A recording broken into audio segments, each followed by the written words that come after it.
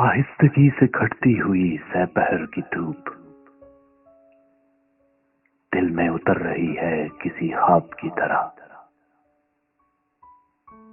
नीले फलक पे अब्र के टुकड़े कहीं कहीं लरज़ाएं दिल के साथ पे मिज़राब की तरह।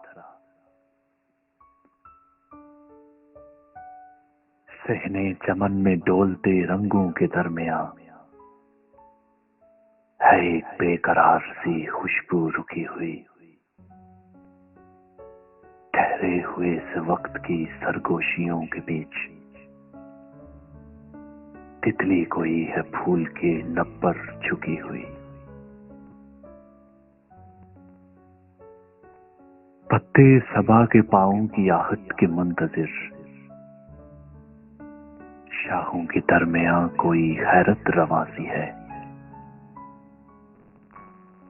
बैठी है यूं वो घास पे फूलों के रूबरू, आंखों के आसपास कोई कहकशां-सी है। चेहरे पे धूप छांव का मेला लगा हुआ,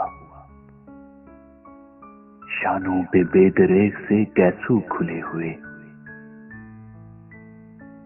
कोसे कज़ा ने अपना खिजाना लुटा दिया, रंगत में उसके रंग हैं सारे खुले हुए।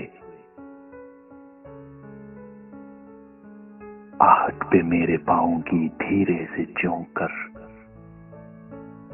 देखा है उसने मुड़ के मुझे अदा के साथ।